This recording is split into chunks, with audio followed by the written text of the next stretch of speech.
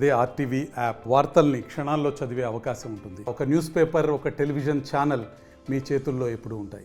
ఆరుగాలం శ్రమించినటువంటి రైతు పంట చేతికొస్తుంది అనుకుంటే అకాలంగా వరద రూపంలో అది కాస్త నష్టం చేకూరేటువంటి పరిస్థితి విజయవాడ నగరంలో ఇవాళ చోటు చేసుకున్నటువంటి పరిస్థితి. దాదాపు సింగ్నగర్ ఏరియా నుంచి మొత్తం లోతట్టు ప్రాంతాలంతా కూడా జలమైనటువంటి పరిస్థితుల్లో ప్రస్తుతం నేనైతే యలమల కుత్తూరు సంబంధించి ఒక పంచాయతీకి సంబంధించినటువంటి గ్రామ శివారుల్లో పంట పొలాలు పండించుకున్నటువంటి రైతుల వద్దకి ప్రస్తుతం నేను చేరుకుంటున్నటువంటి పరిస్థితి. అయితే ఎంత నష్టం వాటిల్లిందమ్మా? నష్టం అంటే మనం అంచనా వేయలేమండి. అది అంచనా అంటే మనం వేయలేము. ఇంకా వచ్చిన దానికి ఎవరు ఏం చేయగలిగింది ఏమి లేదు. ఏ నాయకుడు చేయగలిగింది ఏమి లేదు. వాళ్ళ ప్రయత్నాలు వాళ్ళు చేస్తారు, మన ప్రయత్నం మనం చేసుకుంటామే. అది వచ్చిన దాన్ని మనం ఏమీ చేయలేము. వర్షపు మునుపు ఏం పంట వేశారు ఇక్కడ? ఆకుకూరల పంటే మొత్తం దాదాపు 3 ఎకరాల దాకా ఉంటుంది. ఇలాగే మొత్తం ఇవన్నీ పోసినయే, చేసిన మళ్ళీ ఇవన్నీ పోసాము. కానీ ఏది చేతికొచ్చేది అయితే ఏమి లేదు.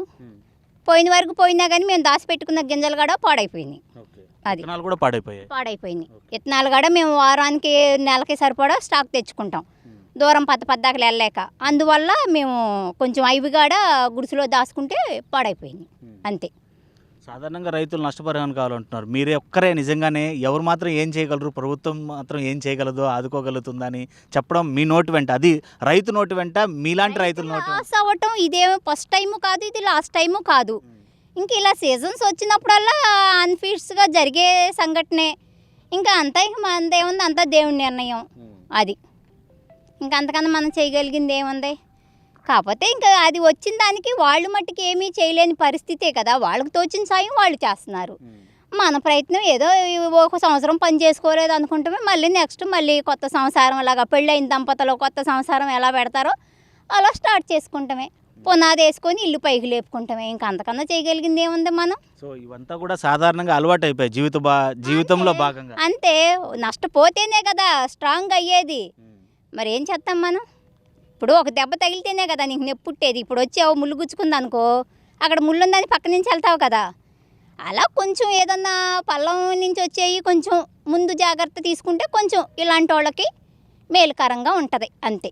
సాధారణంగా ఇలా నష్టపరిహారం ఇస్తూ ఉంటుంది కదమ్మా ప్రభుత్వం. నష్టపరిహారం అంటే అందినోళ్ళకి అంతి, అందనోళ్ళకి లేదు. కనీసం రైతు నష్టపరిహారంకి చూసే అంత చూసినా కానీ అందలేని వాళ్ళు ఉన్నారు, అందినోళ్ళు ఉన్నారు. అది వాళ్ళ అదృష్టాన్ని బట్టి, వాళ్ళ దగ్గరలో ఉన్న నాయకులను బట్టి జరుగుతూ ఉంటాయి అంతే. మాట్లాడే మాటలు నిజంగానే రైతాంగానికంతా ఒక ఇన్స్పిరేషన్ నిజం చెప్పాలంటే. ఎందుకంటే చాలా వరకు రైతాంగం ప్రభుత్వం నుంచే ఆధారపడే ఉంటారు. ఖచ్చితంగా ప్రభుత్వమే మమ్మల్ని ఆదుకోవాలి, ఏం చేస్తుంది ఆధారపడి మేము లేము కన్నయ్య. మా రెక్కలు చల్లగా ఉంటే ఇవాళ పోయినా రేపు మేము మళ్ళీ అభివృద్ధి చేసుకోగలం అనే ఒక ఐడియా, కాన్ఫిడెన్స్ అంతే. అంతే. ఈ వర్షాలు అన్నాక వరదలు అన్నాక సాధారణంగా వస్తానే ఉంటున్నాయి. ప్రతి సంవత్సరం మనం అనుభవిస్తున్నాంగా. ఇంక ఇవాళ కొత్తగా ఏం కాదుగా, కాకపోతే కొంచెం ఎక్కువ వచ్చింది. అది అంతకుముందే ఎవరు అంచనా వేయలేకపోయారు. అంతకుముందే దాదాపు 2 రోజులు కురిసిన వానకి ఈ పక్కనున్న గోతులోంచి నేను రాలేకపోయా, ఇక్కడికి వచ్చేసినాయి నాకే.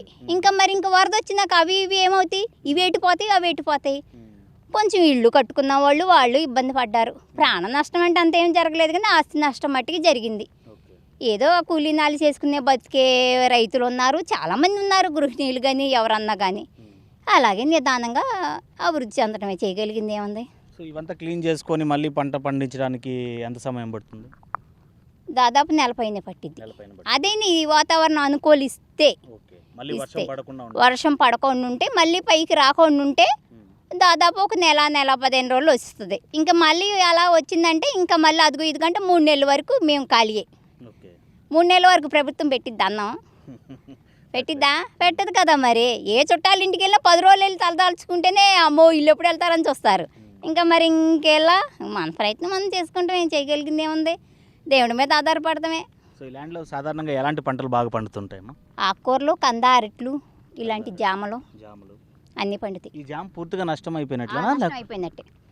మళ్ళీ అంటే ఇప్పుడు కాయ మొత్తం పోయినట్టు అంతా పోవాలి, ఒండ్రంతా పోవాలి, అంతా చాలా మళ్ళీ ప్రాసెస్ ఉంటుంది. మళ్ళీ రూపాయితో పెట్టుబడి, మళ్ళీ స్టార్టింగ్ నుంచి మరి అంతే. మరి ఇదంతా బాగు చేయాలంటే మరి వర్కులు రావాలా, వాళ్ళకి కూలి ఇవ్వాలా రైతు. మరి అయ్యే తెస్తాడా, పెట్టుబడికే తెస్తాడా, పోయిన పంట నష్టమే కట్టుకుంటాడా? అలా.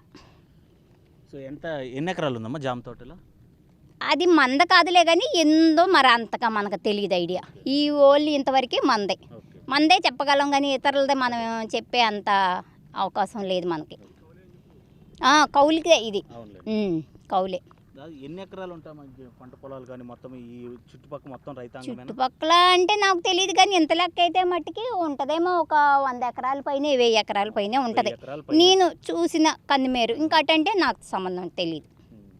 అది. సో చూస్తున్నాం నిజంగానే. అమ్మా మీ పేరు చెప్తారా? నా పేరు ఏం చెప్పాలి, నాకు 2 పేర్లు ఉన్నాయి. 2 చెప్పండి. నా పేరు శివపార్వతి, ఎలమల కూతురు నుంచి మాట్లాడు. ఓకే.